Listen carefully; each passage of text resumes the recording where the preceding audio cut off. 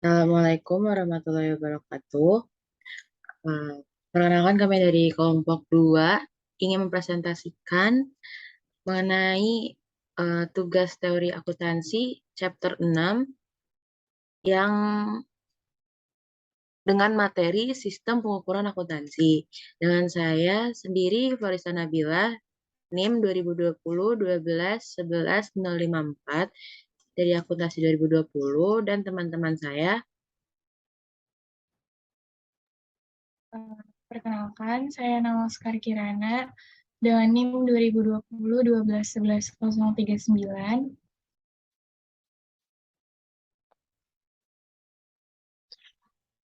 Perkenalkan, nama saya Mita Nurhaliza dengan NIM 2020 12 11 057 dari akuntansi 2020. Next.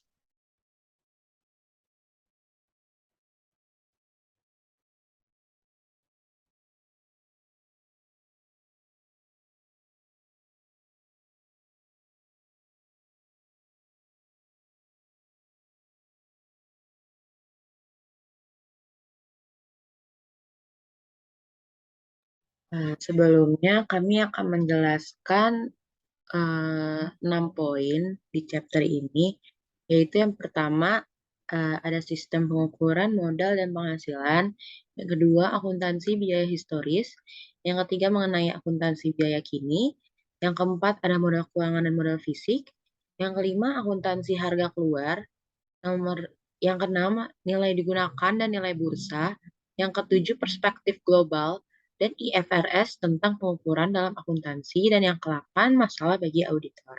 Next.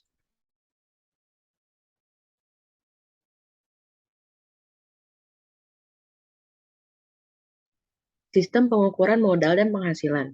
Next.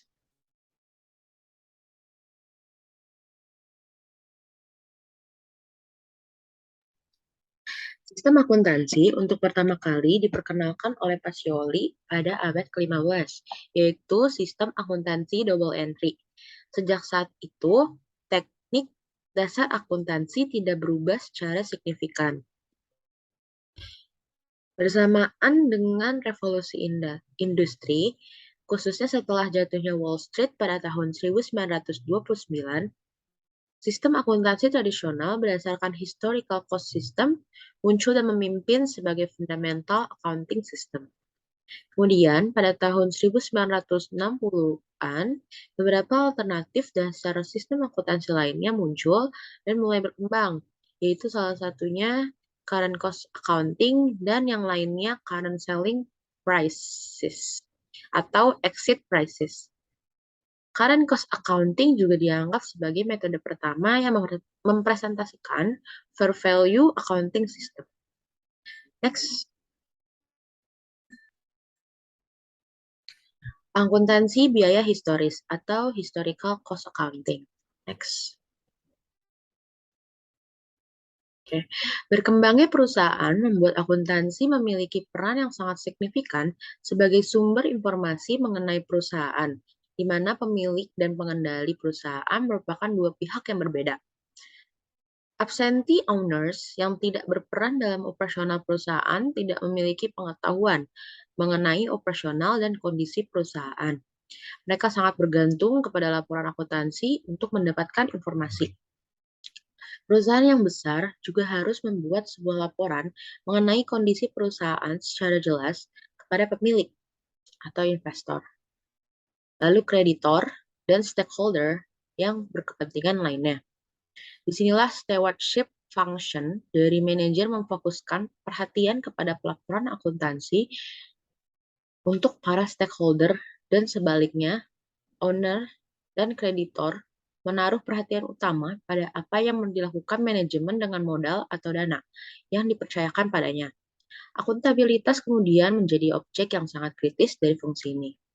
Historical cost accounting menekankan pada dua objek kritis tersebut, yaitu stewardship dan accountability. Tujuan penggunaan historical cost menekankan hubungan kontraktual yang konservatif antara perusahaan dan pihak yang menyediakan sumber dana, dan membuat manajemen bertanggung jawab atas penggunaan aset dalam operasi perusahaan. hasil profit atau output dari operasional tersebut dan dampaknya terhadap nilai tambah ekuitas. Maka income statement adalah kunci komunikasi yang tepat dari mekanisme ini. Nah, dalam pandangan historical cost accounting sendiri itu, perubahan nilai aset dan kewajiban pada dasarnya diabaikan, sampai aset tersebut dijual, atau dilepaskan, ataupun dihapuskan. Dalam historical cost accounting ini, informasi mengenai nilai sisa bersih dari perusahaan tidak begitu penting, namun yang terpenting itu adalah profit atau keuntungan. Berdasarkan akuntansi konvensional, net worth adalah pengukuran yang tidak tepat atau tidak relevan. Pemilik perusahaan hanya ingin mengetahui hasil investasi mereka pada perusahaannya. Maka fungsi akuntansi yang paling penting adalah bukanlah menunjukkan net worth pemilik, melainkan menunjukkan profit. Next.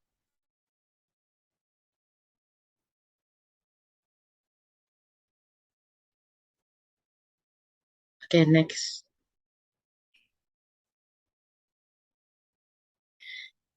Lalu yang kedua ini ada capital and profit.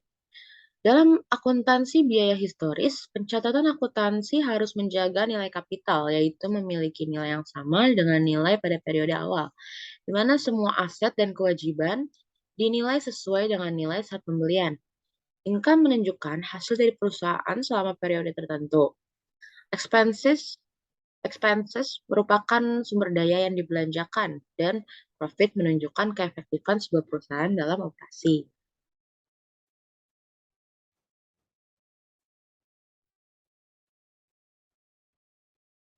Income statement adalah bagian yang paling penting dalam laporan keuangan, di mana menunjukkan hasil dari kegiatan operasional perusahaan.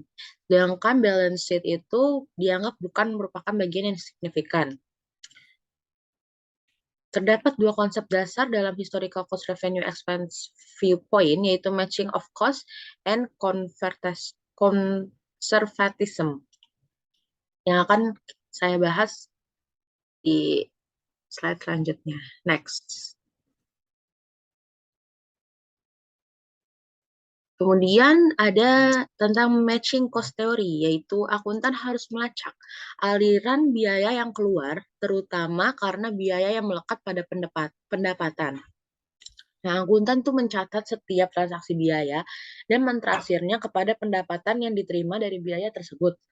Akuntan memutuskan biaya yang bisa diakui expired untuk kemudian dilekatkan atau matching pada pendapatan di income statement. Dan biaya yang belum dapat diakui atau unexpired akan dilaporkan di balance sheet atau unmatched asset. Hal ini merupakan konsep matching cost against revenue, yang merupakan konsep penting dalam akuntansi biaya historis. Next. Konservatisme. Biaya harus segera diakui sesegera mungkin, sedangkan pendapatan hanya dapat diakui jika terdapat keyakinan yang tinggi bahwa pendapatan tersebut akan diterima atau bisa dihasilkan. Konsep konservatif menggunakan sistem akuntansi dengan pendekatan transaksi dan tidak mengakui sebuah kejadian yang tidak dihasilkan dari adanya transaksi. Misalnya peningkatan harga.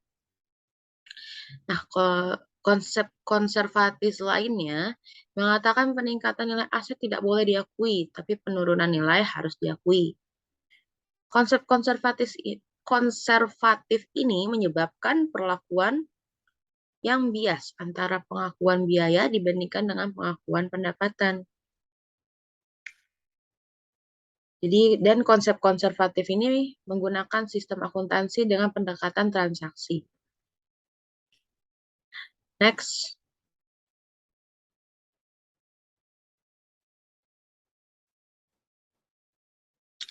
Selanjutnya ada argumen tentang akuntansi biaya historis. Akuntansi biaya historis banyak diserang, terutama banyak dikritik karena tidak mampu melaporkan kondisi yang sebenarnya atau yang terjadi di real time dan semacam tidak up to date juga datanya. Nah, atas hal tersebut, defender atau pendukung memiliki argumen-argumen berikut ini. Yang pertama, relevan dalam pengambilan keputusan ekonomi. Manajer membuat keputusan mengenai komitmen masa depan yang membutuhkan data transaksi masa lalu. Jadi mereka harus dapat mampu mereview upaya masa lalu dan ukuran dari upaya ini adalah biaya historis. Yang kedua, historical cost didasarkan pada transaksi yang aktual, bukan hanya transaksi yang mungkin atau belum terjadi. Lalu yang ketiga, financial statement berdasarkan biaya histori. Sehingga memudahkan untuk kita dapat menemukan data dan lebih bermanfaat. Yang keempat, konsep yang terbaik dalam memahami konsep profit. Gimana kelebihan nilai harga jual dibandingkan dengan harga perolehan. Next.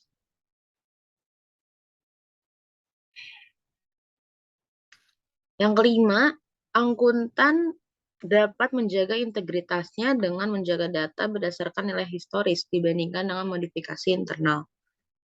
Banyak yang berpendapat bahwa historical cost system mengurangi praktik manipulasi dibandingkan current cost system maupun selling price system.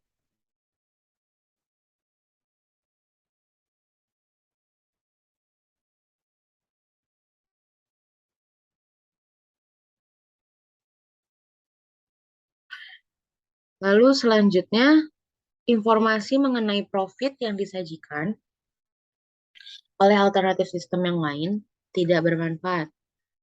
Yang ketujuh, perubahan dalam harga pasar dapat disajikan dan diungkapkan oleh data pendukung atau tambahan. Yang kedelapan, tidak ada bukti yang cukup untuk menolak terhadap historical cost accounting. Next.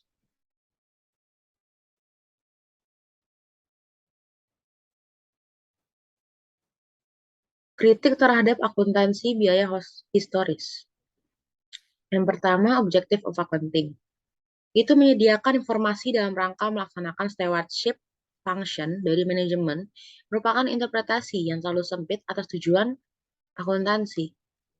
Kritik terhadap historical cost system atau akuntansi biaya historis berulang-ulang berargumen bahwa sistem gagal menjamin terpenuhinya tujuan penyedia informasi yang objektif. Sangat banyak keputusan yang berhubungan dengan pencatatan, pengukuran, dan pelaporan informasi. Namun, historical cost system sangat jauh dari objektif dan justru membuka terjadinya manipulasi.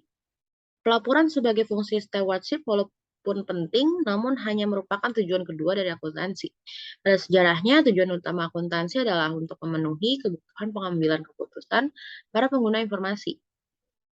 Pendekatan ini membutuhkan posisi yang dapat memberikan informasi yang relevan dibandingkan hanya menjadikan informasi masa lalu. Investor juga tertarik mengetahui kenaikan dan penurunan nilai dari investasi mereka yang dipresentasikan oleh net aset perusahaan. Dan historical cost system ini gagal dalam memenuhi tujuan ini. Next.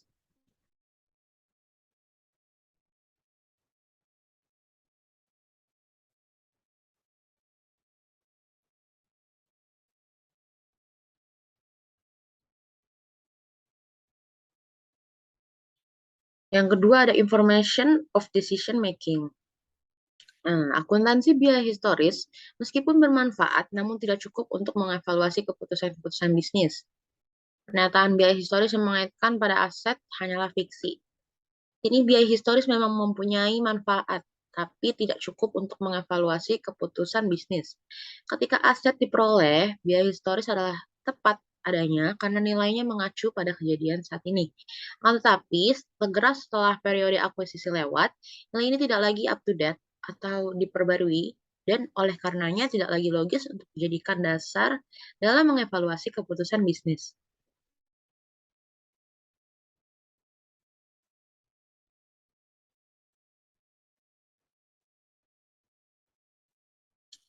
Modal atau kapital sangat berguna dalam pengambilan keputusan, di mana kapital atau modal ini dapat didefinisikan sebagai kemampuan beroperasinya perusahaan untuk menunjukkan kalau perusahaan itu mampu untuk bertransaksi di pasar.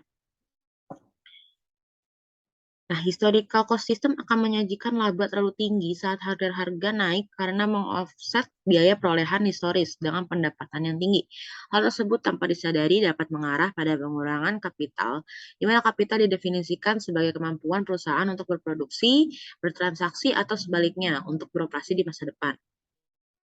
Next. Yang ketiga ada basis of historical cost. Basis biaya historis yaitu going concern nggak realistis.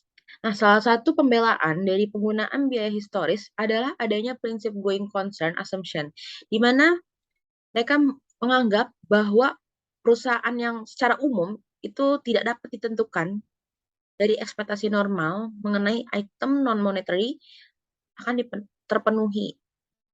Inventory sepenuhnya akan terjual dan non-current aset akan sepenuhnya digunakan dalam bisnis. Oleh karena itu, nilai historia aset atau bagian yang dialokasikan merupakan jumlah yang tepat untuk disandingkan dengan pendapatan. Namun pada kenyataannya, nggak ada bisnis yang berlangsung secara tidak pasti di masa depan. Semua bisnis sangat dimungkinkan akan berhenti beroperasi dan akan lebih beralasan untuk mengasumsikan penghentian daripada keberlangsungan. Next. Yang keempat ada matching. Pada faktanya, dalam banyak kasus penandingan biaya dan pendapatan tidak mungkin dipraktikkan. Perbandingan adalah sebuah proses untuk keputusan acak yang harus dibuat daripada sebuah analisis yang konsisten. Dalam konsep matching ini nggak ada penandingan yang pasti, di mana tidak ada cara untuk metode lain dalam penandingan kecuali secara arbitrary. Salah satu konsekuensi dari matching konsep ini adalah dengan meletakkan neraca sebagai posisi kedua setelah laporan laba rugi. Karena lebih memfokuskan pada net profit. Jadi kritikus ini beranggapan bahwa ini terlalu bias terhadap neraca, di mana laba rugi meletakkan neraca pada posisi yang kedua. Padahal neraca memiliki kepentingannya sendiri, dan neraca itu kan sumber utama informasi dari posisi keuangan perusahaan. Jadi penggunaan konsep matching ini tuh tidak menghasilkan informasi yang cukup relevan dan tidak terpercaya. Next. Notion of investor needs. Historical cost accounting system hanya memberikan ide untuk kebutuhan investor yang tertarik pada analisa pasar, bukan intelijen investor yang tertarik pada apa yang terjadi pada perusahaan. Akuntan seharusnya menyediakan informasi untuk investor yang canggih dan pintar, yang tertarik pada apa yang sebenarnya terjadi dalam bisnis perusahaan. Investor ini lebih tertarik pada nilai pengembalian jangka panjang. Historical cost accounting ini hanya memfokuskan pada penentuan net profit yang menyebabkan terjadinya penyimpangan dan penyembunyian atas pengungkapan penting informasi perusahaan. Hal ini karena tujuan akuntansi konvensional telah disalahartikan, di mana akuntan berpandangan sempit akan kebutuhan investor dan menerima cara lama dalam menganalisis perusahaan dan sahamnya. Akuntansi konvensional memandang bahwa prosedur mendasar dalam analisis perusahaan menekankan pada profit dan dividen. Dan pendekatan tersebut adalah pendekatan yang tepat untuk semua perusahaan. Next. Akuntansi biaya kini. Next.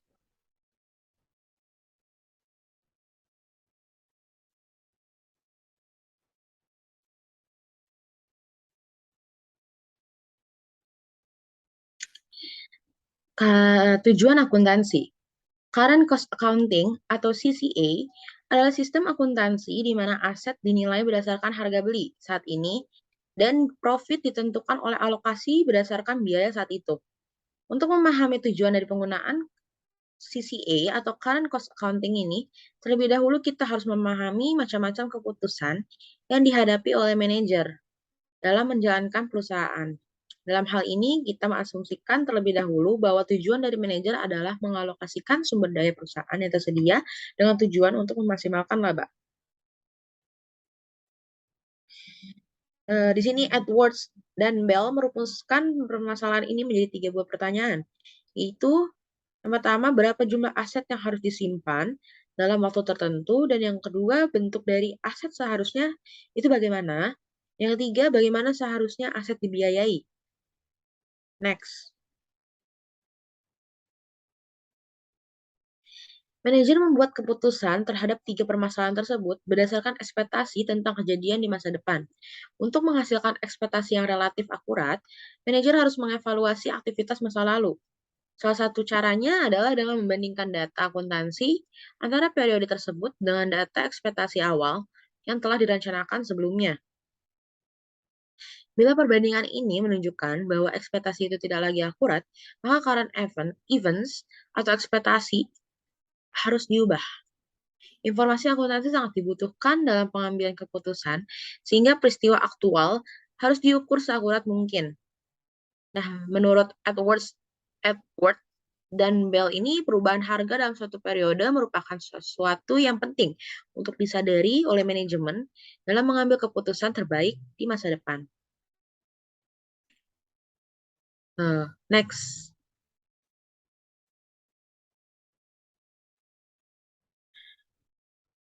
Selanjutnya akan dilanjutkan oleh Nawang Sekar. Selanjutnya yaitu konsep laba usaha dan modal finansial. Atas nama profit management sering menghadapi dua keputusan, yaitu apakah akan menahan atau membuang suatu aset atau kewajiban. Yang pertama dan yang kedua, bagaimana mendanai dan menggunakan aktivitas operasi perusahaan. Untuk menilai dua keputusan tersebut, Edwards dan Bell menawarkan sebuah konsep profit yang dinamakan business profit yang terdiri dari satu yaitu current operating profit dan yang kedua realizable cost savings. Current operating profit adalah selisih dari current value dari output yang terjual dengan current cost dari aset yang disimpan dalam waktu tertentu. Keduanya mencakup perubahan biaya yang direalisasi dan yang belum direalisasi. Business profit dihitung secara real basis, yaitu elemen fiksi akibat perubahan tingkat harga umum dihilangkan. Kemudian istilah yang kita gunakan untuk realizable cost savings adalah holding gains or loss yang dapat direalisasikan atau belum direalisasi.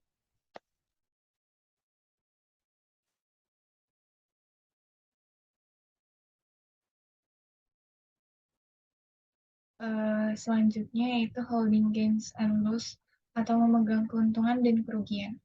Sebuah asumsi yang membawahi business profit adalah menggabungkan antara holding gains or loss dan operating holding loss, membingungkan pengambilan daya keputusan manajemen dan menghalangi alokasi sumber daya dalam ekonomi. Konsep business profit membolehkan pemisahan dari dua komponen tersebut. Mempertahankan aset dan kewajiban adalah salah satu cara manajemen untuk meningkatkan posisi pasar perusahaan. Kemudian manfaat dari pemisahan pengukuran antara holding gain dan loss yaitu memegang komposisi tertentu dari aset dan kewajiban adalah salah satu cara dari manajemen untuk meningkatkan posisi pasar perusahaan. Kemudian manajer dan lain-lain ingin tahu apakah harapan ini sukses atau tidak. Kemudian dalam akuntansi konvensional, keuntungan dicatat hanya ketika aset tersebut dilepaskan.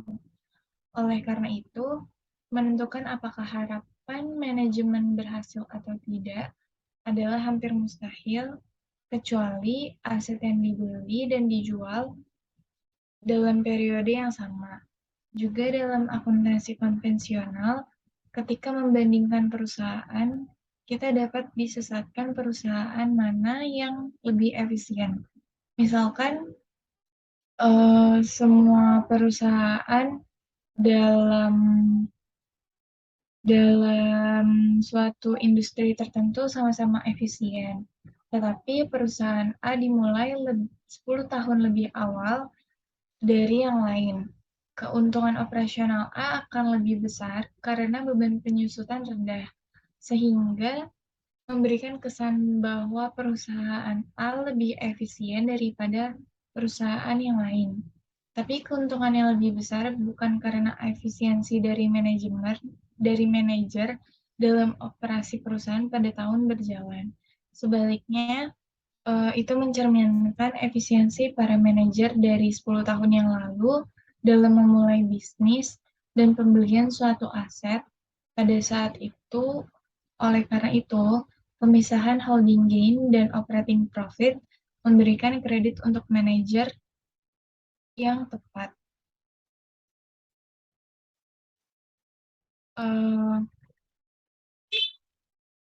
Sebuah asumsi yang mendasari current cost accounting adalah bahwa percampuran holding gains dan operating gains membingungkan evaluasi kebijakan manajemen dan menghalangi alokasi sumber daya dalam perekonomian. Namun, pemisahan current operating profit dan holding gain or loss tidak selalu diterima bermanfaat. Drake dan Dupart dan Dodge serta Prakash dan Sundar menegaskan bahwa beberapa kebijakan manajer mempengaruhi dua komponen, sehingga dalam beberapa kasus holding gain dan current operating profit tidak independen satu sama lain. Misalnya, aset yang diperoleh untuk menurunkan future operating expense, contohnya membeli mesin baru untuk menghasilkan persediaan dengan biaya yang lebih rendah. Manfaat yang berhubungan langsung dengan aset akan tercermin dalam future operating profits daripada perubahan dalam current cost aset saat diperoleh. Jika current cost aset mengalami penurunan, hal ini tidak akan masuk akal untuk menyalahkan manajemen dalam menimbulkan kerugian jika peningkatan laba usaha karena penurunan beban usaha lebih dari offset kerugian. Selanjutnya itu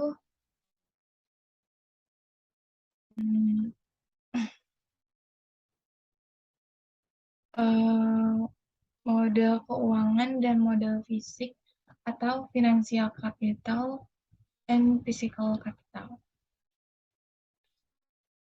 Pada sistem akuntansi, dengan menggunakan penilaian pasar, perhitungan profit didasarkan pada pengukuran modal kapital. Profit lebih didefinisikan pada perubahan modal selama periode pelaporan dan bukan sebagai alokasi dari biaya historis yang ditentukan dengan berbagai ketentuan akuntansi. Pada current cost accounting, terdapat dua pandangan pokok terhadap menentukan modal awal dan modal akhir, serta bagaimana profit diukur, yaitu secara konsep finansial atau financial capital concept dan konsep fisik, yaitu physical capital concept. Dari sudut pandang praktis, perbedaan utama di antara kedua konsep tersebut adalah ada atau tidaknya holding gains or loss dalam komponen profit. Secara kuantitatif, holding gains or loss termasuk di dalam profit pada konsep finansial capital dan tidak termasuk dalam profit pada physical capital. Sebagai ilustrasinya itu, ada perusahaan yang memulai operasinya dengan kas sebesar $1.000 pada tanggal 1 Januari. Kemudian menggunakannya untuk membeli 100 unit dengan harga $10 per unit. Lalu pada tanggal 31 Januari, unit tersebut dijual dengan harga $18 per unit. Harga perolehan unit tersebut pada tanggal 31 Januari meningkat menjadi $12 per unit Kemudian, jika kita asumsikan profit akan digunakan untuk membayar dividen pada akhir bulan, maka kalkulasi perhitungannya yaitu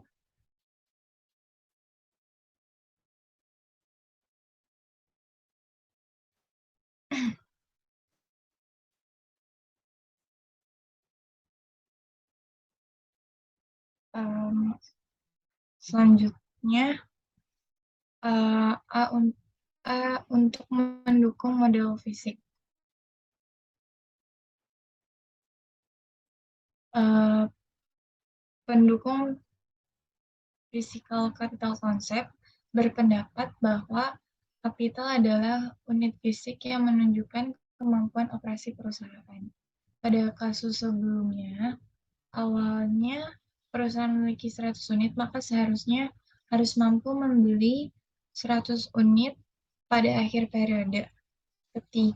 Ketika harga unit naik sebesar $2 per unit, perusahaan membutuhkan tambahan sebesar $200 pada akhir periode untuk mempertahankan kemampuan operasionalnya.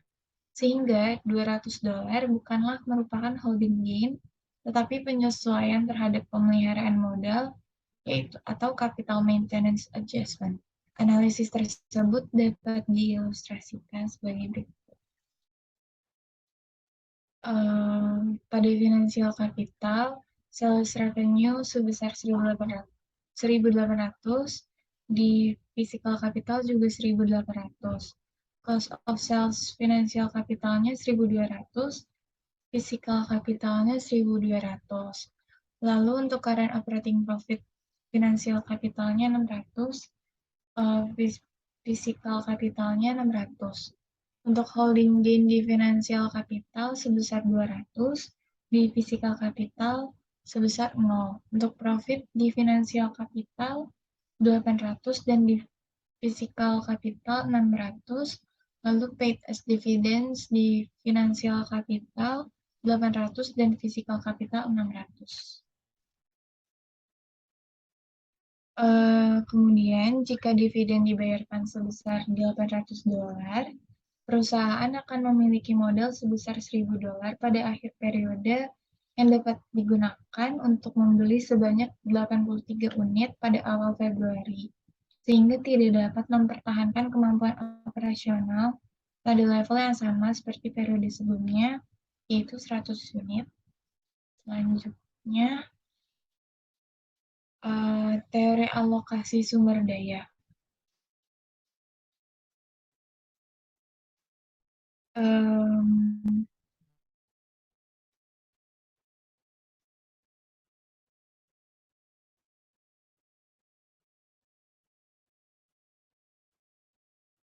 Dalam terminologi modern, biaya peluang pasar, harga sumber daya yang relevan yang digunakan untuk keputusan alokasi sumber daya adalah harga beli normalnya, di mana menguntungkan bagi perusahaan untuk membelinya. Ini adalah harga di mana produsen bersedia untuk memasok sumber daya. Mereka adalah biaya peluang sumber daya di pasar, dan kecuali perusahaan bersedia membayar harga pasar, perusahaan tidak dapat memperolehnya dan sumber daya akan dibeli oleh pembeli lain, di mana tidak lagi menguntungkan bagi perusahaan untuk memperoleh sumber daya pada harga pembelian normal mereka, tetapi perusahaan memiliki beberapa stok sumber daya di tangan. Biaya peluang yang tepat dari sumber daya tersebut adalah harga jual kembali pasar mereka saat ini, yaitu periode pasar Marshall. Kemudian CCA harus didasarkan pada teori ekonomi alokasi sumber daya yang optimal, meskipun tidak selalu terbukti dari literatur bahwa mereka memang demikian.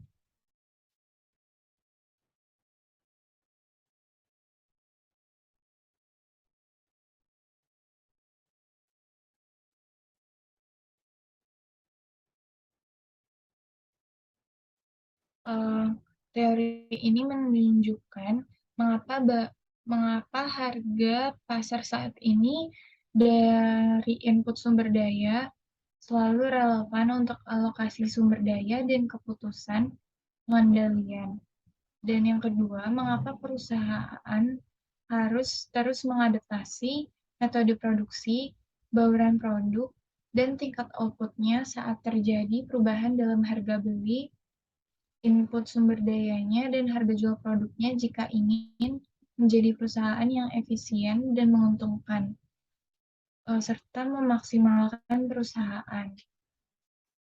Analisis ini juga mencakup investor.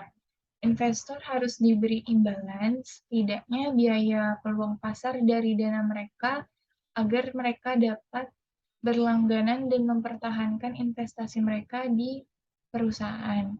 Jika tidak, mereka akan menariknya dan menginvestasikan di tempat lain. Biaya peluang pasar dana modal termasuk dalam fungsi biaya perusahaan. Dasar penilaian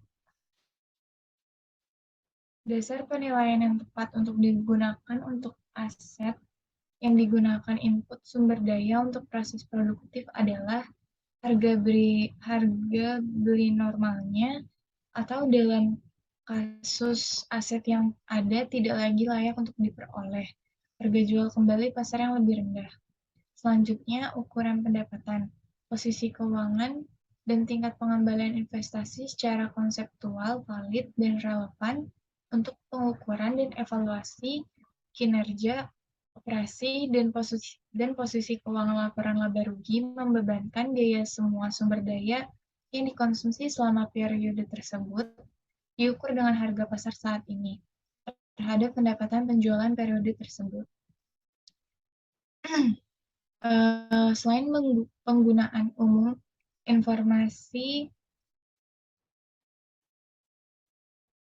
CCA di atas untuk pengelolaan sumber daya dan pengukuran, serta evaluasi pendapatan yang diperoleh dan posisi keuangan, informasi CCA berguna untuk sejumlah tujuan tertentu.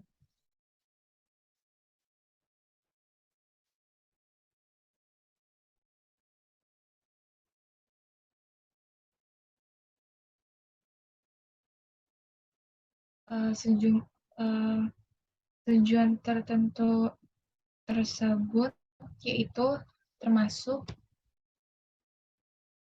yang pertama, fitur utama dari sistem kapasitas fisik dan pemeliharaan modal.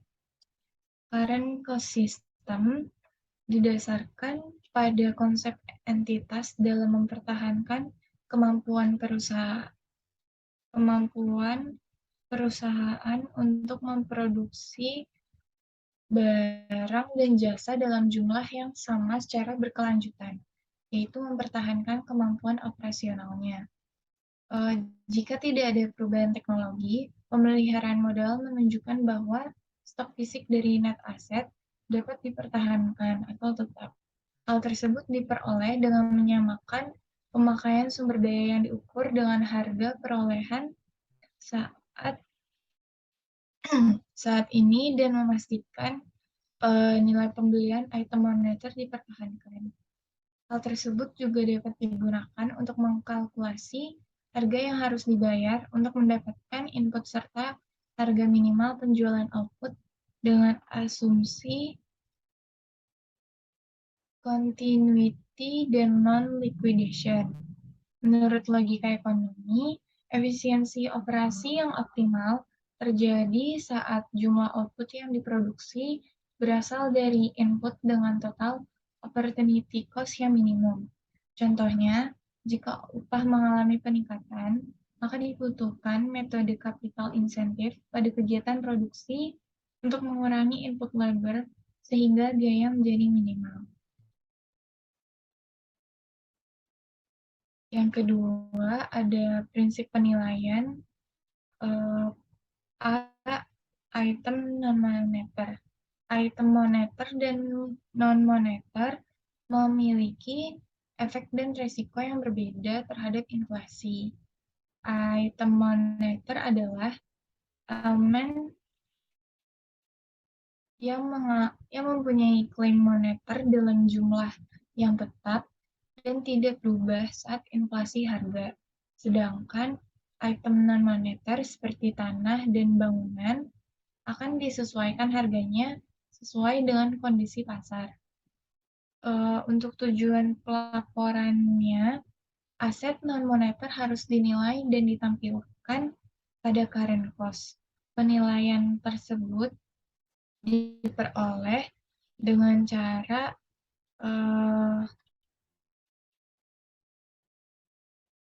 yang pertama, harga pembelian saat ini di pasar. Yang kedua, indeks spesifik atau harga pasar tidak tersedia.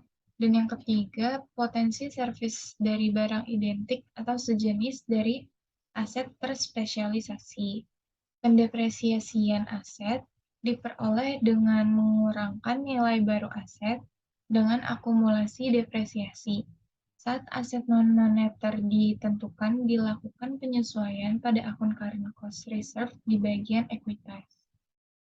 Saat penurunan nilai secara permanen menurunkan kemampuan operasional entitas, maka penyesuaian dilakukan langsung pada laba rugi.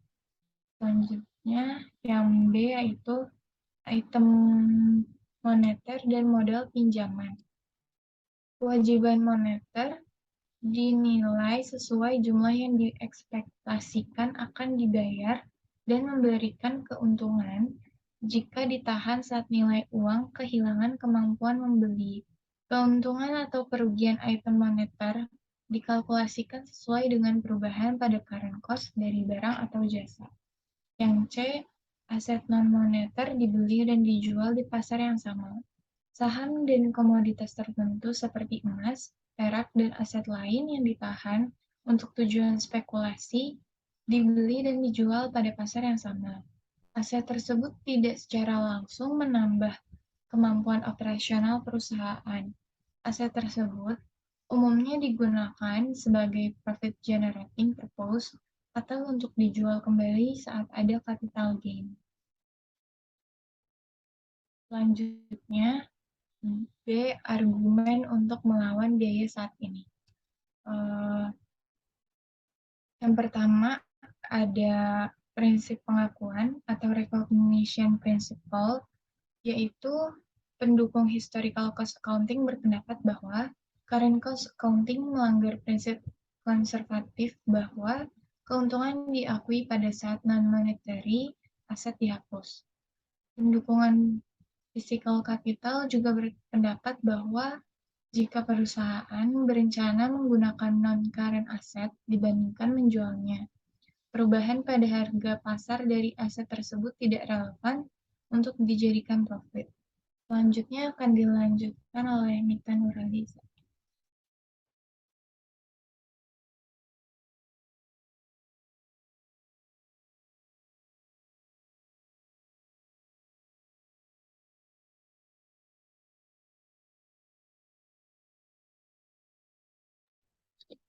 Yang kedua ada objektivitas biaya saat ini.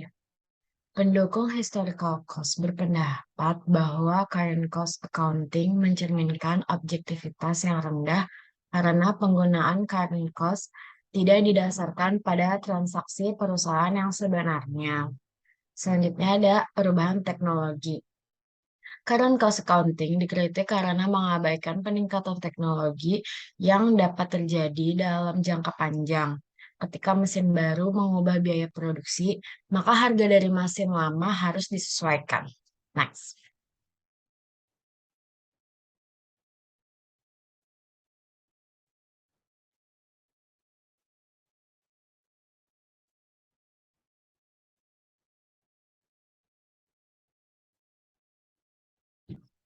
Selanjutnya ada kritik yang lebih spesifik.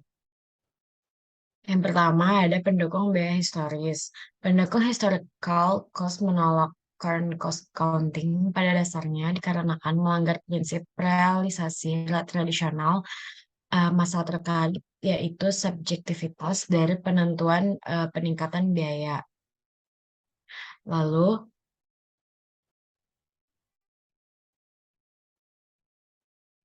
yang kedua ada perbandingan hasil dengan biaya historis. Perbedaan profit dari historical cost dan current cost dari operasional perusahaan dikarenakan perbedaan unrealized holding gains. Next.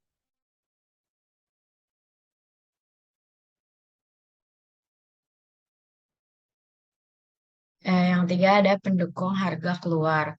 Pada teori exit price, biaya diimplikasikan pada opportunity cost atau pengorbanan atas alternatif yang lebih baik. Pada sebagian besar kasus, pengorbanan perusahaan adalah menjual aset disbanding menggunakannya, bukan membelinya karena perusahaan sudah memilikinya. Sehingga current cost, yaitu harga pembelian barang tersebut tidaklah relevan. Pendukung exit price menyatakan bahwa current cost accounting memiliki problem matematis dikarenakan pada prakteknya melibatkan metode pengukuran yang bervariasi. Next.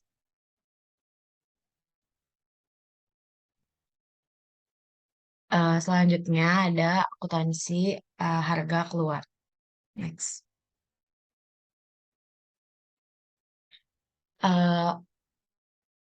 Yang pertama adalah pendapatan dan modal. Exit price accounting adalah sistem akuntansi di mana menggunakan harga jual pasar untuk mengukur posisi finansial beserta performa perusahaan. Terdapat dua perbedaan yang mendasar dengan perhitungan historical cost pada akuntansi. Yang pertama itu adalah nilai dari aset non-moneter yang disesuaikan berdasarkan harga pasar berfungsi untuk mengukur aset tersebut dan jika terdapat income dianggap sebagai unrealized gains. Yang kedua ada perubahan dalam kekuatan daya beli uang secara umum yang dipertimbangkan ketika mengukur model keuangan dan hasil dari operasi. Jadi, aset yang tercatat pada neraca disajikan kembali pada exit values atau harga jual sehingga laporan yang ada menggambarkan nilai wajar pasar eh, pada perusahaan, bukan saat situasi atau free sale. Laporan laba rugi menggambarkan profit atau loss dari hasil operasi yang disesuaikan dengan keuntungan dalam memegang aset. Bagaimanapun, profit diukur dalam konsep komprehensif, di mana dalam konsep ini mengukur secara total perubahan real dalam nilai uh, daripada elemen ekuitas yang telah diakui. Next.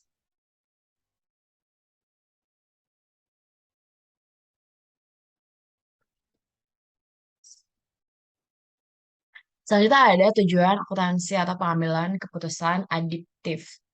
Ketika perusahaan membeli aset tidak lancar, maka akan merubah kemampuannya dalam beradaptasi. Misal, jika aset tersebut dibeli secara cash, maka saldo kas perusahaan akan turun dan membatasi perusahaan untuk mengeluarkan kas untuk investasi lain. Sebaliknya, jika perusahaan membeli secara kredit, maka akan mengurangi kemampuan pengambilan kredit perusahaan di masa mendatang. Konsep perilaku adiktif melihat perusahaan untuk siap dalam tindakan untuk membuang aset jika tindakan ini memberikan keuntungan terbaik bagi perusahaan. Perusahaan akan menjaga aset tidak lancarnya hanya jika nilai sekarang dari arus kas masa depan dari penggunaan aset lebih besar dari nilai sekarang dari arus kas masa depan jika ada alternatif investasi lain. Chamber mengakui bahwa setiap aset yang dimiliki pada prinsipnya adalah nilai dari pertukaran, exit value, dan nilai pakai atau value in use. Nilai yang saat ini pada dasarnya adalah sejumlah nilai yang dihitung dari harapan saat ini dan hal itu merupakan keyakinan atas masa depan bukan fakta pada saat ini. Next. Yang C, argumen untuk akuntansi harga keluar. Yang pertama, memberikan informasi yang bermanfaat. Oke.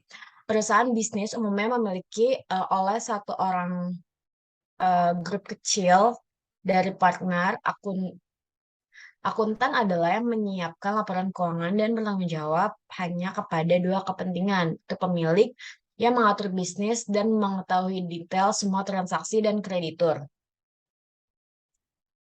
Ia memiliki ketertarikan atas kemampuan pemilik dan membayar pinjaman yang jatuh tempo. Solusi ideal bagi akuntan adalah untuk melaporkan segala profit dan kerugian, lalu nilainya ditentukan berdasarkan kompetitif dari pasar yang ada. Bagaimanapun, tidak semua aset memiliki pasaran siap. Berikut ini adalah yang diharapkan untuk hadir untuk menentukan nilainya.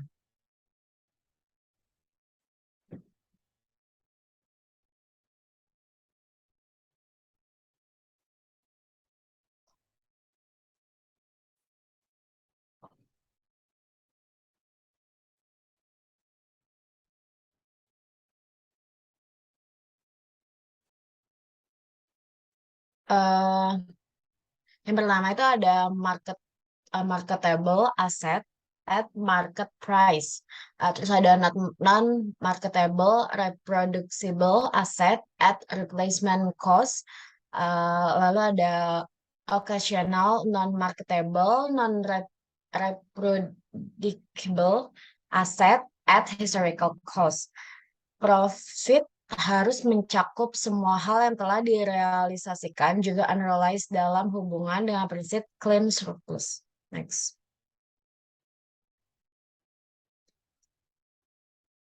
Yang kedua adalah informasi yang relevan dan dapat diandalkan. Untuk menjadi relevan, informasi harus berguna dalam pengambilan keputusan. Akuntansi bagi para pengguna laporan. Model pengambilan keputusan memungkinkan pengguna untuk memutuskan yang mana merupakan aksi yang tepat dari berbagai alternatif yang ada.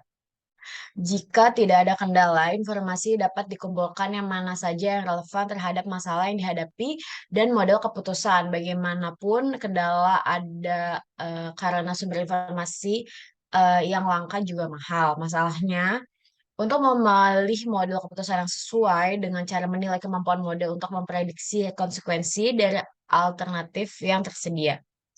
Yang ketiga ada aditif. Chamber mempertimbangkan masalah aditif menjadi faktor kunci dalam CCE accounting.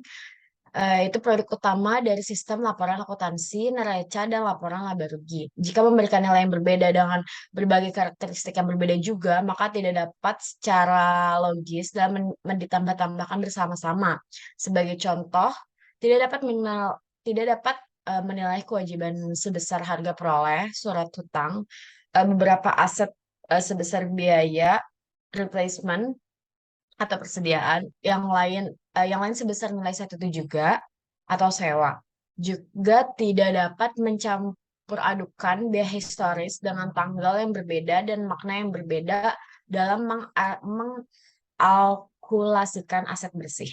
Next. Yang keempat ada alokasi. Thomas mengeluhkan fakta bahwa dalam sistem akuntansi biaya historical and current sangat bergantung pada alokasi untuk evaluasi aset dan menentukan profit. Positifnya dari exit price accounting bahwa laporan keuangan dialokasikan secara bebas. Profit menggambarkan jumlah dari perubahan dari daya beli yang real dan aset bersih terkecuali tambahan investasi dari atau distribusikannya oleh owner. Yang kelima ada realitas. Exit price accounting melibatkan referensi yang nyata karena memang menggunakan harga pasar aktual saat ini. Penyusutan tidak terjadi jika nilai aset selalu naik atau harganya konstan. Jika tidak ada nilai realisasi dapat dikaitkan dengan item. Maka item yang ada memiliki saldo nol dengan dua kendala dipertukarkannya dan adanya harga jual item-item dari laporan keuangan bisa semakin kuat dengan bukti yang nyata yang ada di dunia. Next. Selanjutnya yang keenam ada objektivitas. Banyak yang mengatakan bahwa harga pasar tidak objektif, namun pada kenyataan nilai masalah dan nilai mencerminkan kenyataan pada saat ini. Parker melakukan pendekatan relatif dan objektivitas untuk exit price dengan historical cost. Parker menunjukkan bahwa exit price mengungkapkan dispersi dari jumlah tercatat. Penyebab utamanya adalah perbedaan estimasi pada manfaat dan nilai sisa. Selanjutnya ada ukuran resiko. Untuk memungkinkan para pengguna laporan keuangan dalam mengevaluasi berbagai resiko dan kinerja dalam risiko finansial yang disignifikan akan membutuhkan eh, yang pertama deskripsi dari nilai risiko keuangan yang signifikan dan tujuan perusahaan serta kebijakan untuk mengelola risiko tersebut. Yang kedua, informasi mengenai dampak risiko terhadap neraca dalam kinerja keuangan. Yang ketiga, informasi mengenai metode dan asumsi utama yang digunakan dalam mengestimasi nilai wajar instrumen keuangan. Nah, harga keluar dan perubahan harga keluar juga bisa menjadi indikasi risiko keuangan pembelangan aset. Misalnya, jika perusahaan memiliki aset dan nilai keluarnya berbeda secara signifikan dari harga masuknya, maka aset tersebut merupakan proposisi beresiko. Informasi keuangan ini menunjukkan bahwa pembelian aset semacam itu harus menjadi proporsi jangka panjang di mana nilai ekonomi diperoleh kembali dengan nilai pakai. Sebaliknya, jika harga keluar dari secara dramatis, biaya peluang pengembalian meningkat dan harus dioperasi lebih efisien. Next.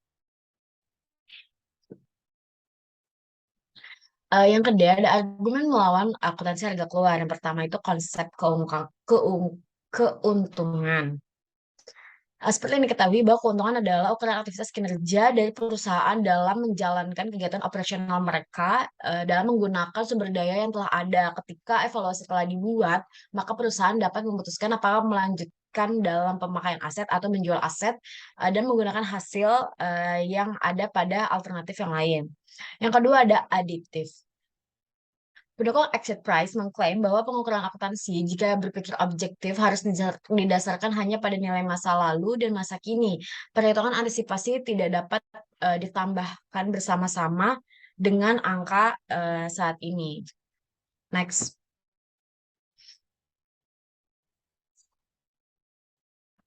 Yang ketiga adalah penilaian kewajiban.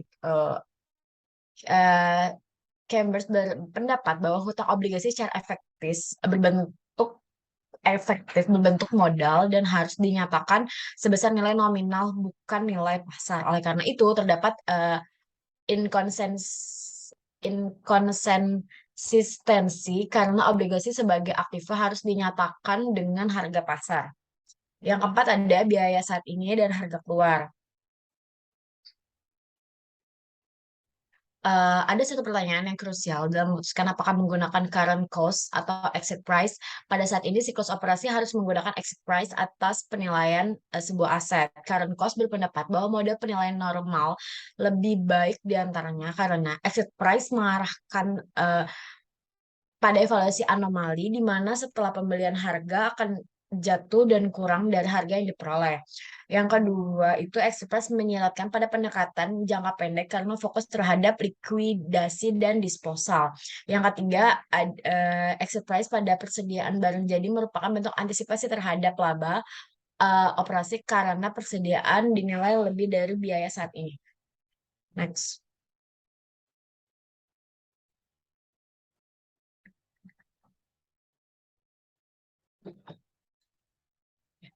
Selanjutnya ada nilai digunakan dan nilai bursa. Next. Oke. Pendekatan value in use menggunakan investor eksternal atau entitas yang berorientasi pada produksi sebagai benchmark yang relevan. Investor lebih tertarik pada future cash flow perusahaan dibandingkan nilai likuidasinya yang dapat diprediksi secara akurat dengan laba operasional dibandingkan dengan current cash flow. Sehingga yang dibutuhkan adalah pengukuran income yang sesuai dengan current cost dari input aset terhadap output. Dan pendekatan ini lebih terkonsentrasi pada perolehan hasil yang paling efisien dari penggunaan aset dengan tidak mempertimbangkan adaptasinya. Pada pendekatan value in exchange, sudut pandang lebih kepada manajer internal atau kreditur yang akan membuat keputusan yang berkaitan dengan likuiditas dari perusahaan dan current spending power yang merupakan performa jangka pendek perusahaan. Pendekatan ini penting bagi perusahaan dengan masalah likuiditas atau perusahaan yang berhubungan dengan tradable goods yang operasinya dengan cepat beradaptasi pada kondisi pasar. Next.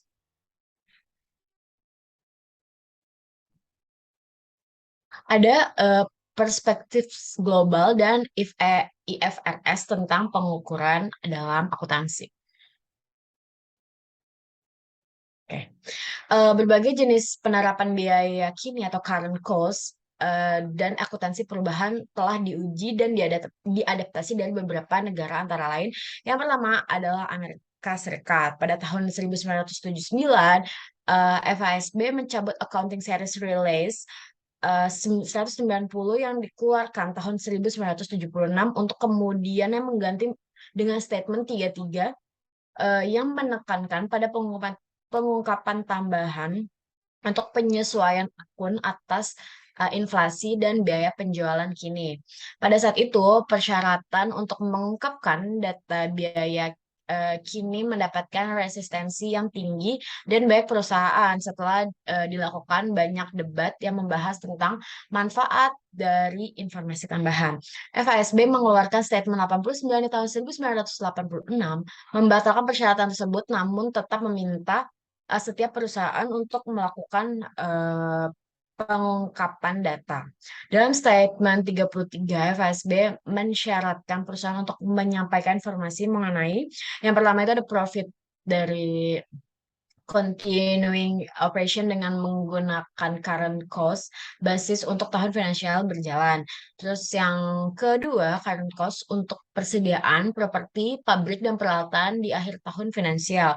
Yang ketiga, perubahan current cost di tahun finansial berjalan untuk persediaan properti, pabrik, dan peralatan menggunakan basis dolar yang konstan.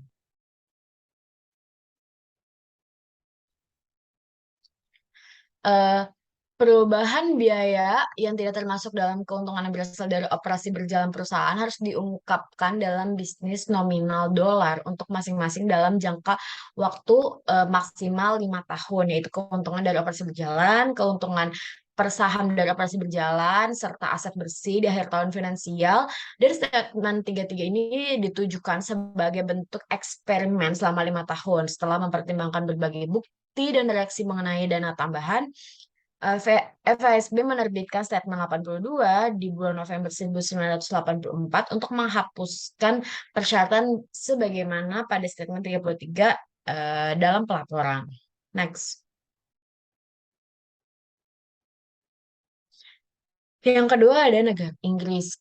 Komite Standar Akuntansi Inggris atau ASC, Accounting Standard Committee, menerbitkan Statement 16 SSAP 16 tentang akuntansi biaya kini di bulan Maret tahun 2010.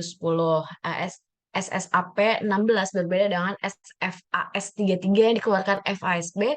Ada dua hal utama yang menjadi perbedaannya, antara lain yang pertama ada standar AS mengharuskan akuntansi dolar konstan dan biaya kini.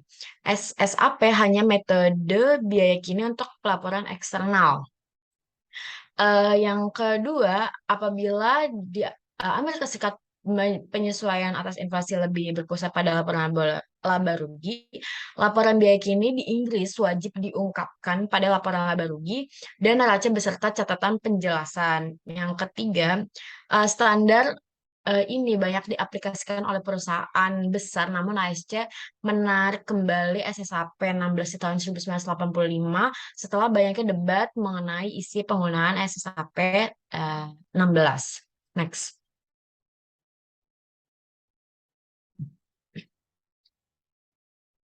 Yang ketiga ada Australia. Profesi akuntan di Australia menerbitkan DPS 1.1 Statement of Professional Accounting Standard (PAS) mengenai akuntansi biaya kini di bulan Oktober 1976 sebagaimana amandemennya dalam PAS 1 dan panduan di bulan Agustus 1978. Adapun SAP 1 merekomendasikan penggunaan biaya kini bertujuan untuk menjaga kapasitas perusahaan tetap utuh setelah munculnya protes mengenai penerbitan SAP 1. SAP 1 yang dianggap sebagai versi downgrade terbit pada tahun 1983, yang direkomendasikan seluruh perusahaan untuk menyampaikan pernyataan tambahan mengenai akuntansi biaya kini di samping laporan keuangan konvensional perusahaan yang menggunakan biaya historis. Adapun sebagai alternatif, perusahaan dapat menggunakan biaya kini dalam pelaporan keuangannya untuk menggantikan biaya historis. Namun SAP 1 tidak diadaptasi secara luas di Australia. Next. Selanjutnya ada dari International Accounting Standard.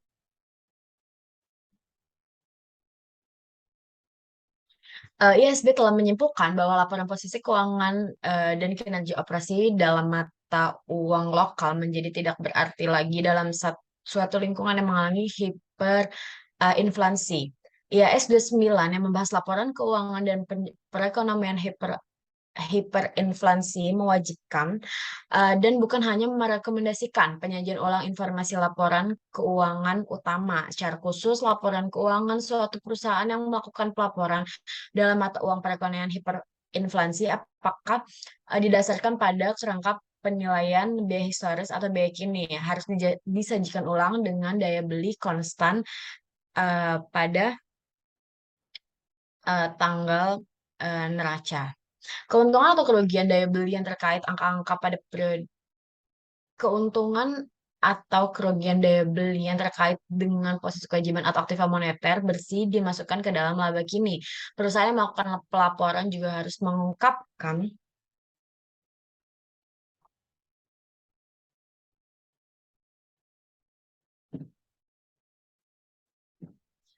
next.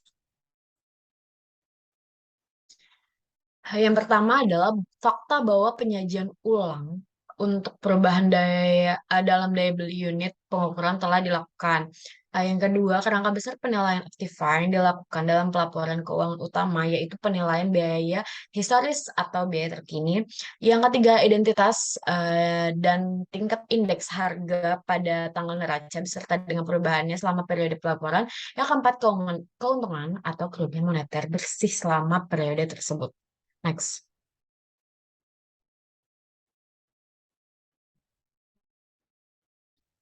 Sistem pengukuran campuran dan standar internasional. Perbedaan dalam pengukuran yang diadopsi oleh berbagai negara yang disebabkan oleh belum adanya konsep teoritis mengenai penilaian menimbulkan adanya sistem pengukuran secara campuran.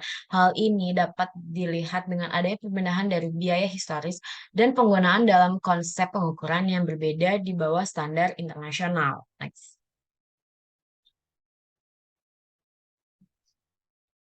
Oke, yang pertama ada IAS 2, yaitu perusahaan diizinkan mengukur persediaan dengan net realizable value.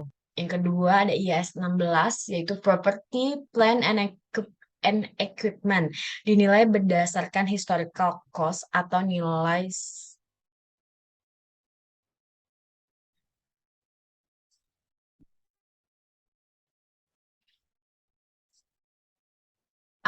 cost atau nilai setelah revaluasi.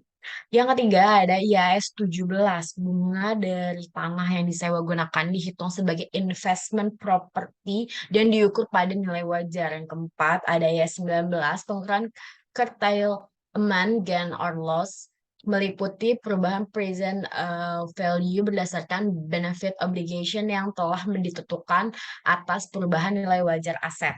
Next. Yang kelima ada IAS 29, yaitu penyesuaian terhadap laporan keuangan entitas yang terkena dampak hiperinflasi dalam menggunakan indeks level harga umum. Yang keenam ada IAS 36, yaitu impairment aset, di mana aset dinilai dengan recoverable amount.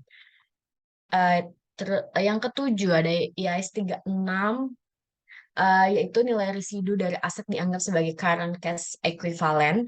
Yang ke-8 IAS 37. Pengukuran provinsi ditentukan berdasarkan metode expected present value.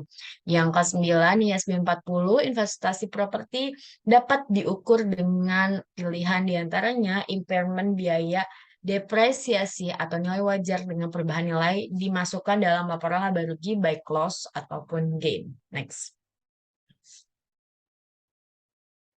Selanjutnya adalah masalah bagi auditor. Next. Oke. Para auditor membutuhkan bukti yang relevan untuk mendukung opini mereka ketika melakukan audit atas laporan keuangan secara adil dengan dasar relevansi. Ada pun beberapa masalah yang sering didapatkan oleh para auditor dalam melakukan audit, antara lain yang pertama, kebutuhan akan bukti yang memadai dan kualitas atas bukti tersebut mendukung relevansi dan reliabilitas dalam penyajian data, mendeteksi adanya misstatement dalam jurnal, akun, dan pengungkapan entitas. Yang kedua, ada kebutuhan akan pengetahuan dan pemahaman atas beberapa metode pengukuran yang dikenal serta kombinasinya. Oleh karena itu, para ahli sangat mungkin untuk dibutuhkan dalam rangka pemeriksaan. Dan yang ketiga, dalam hal arm's length transaction, dibutuhkan bukti-bukti spesifik transaksi dan informasi pihak ketiga juga dibutuhkan untuk memastikan setiap transaksi telah dicatat dan diungkapkan dengan benar. Next. Sekian dari kelompok kami, kurang lebihnya mohon maaf. Terima kasih. Assalamualaikum warahmatullahi wabarakatuh.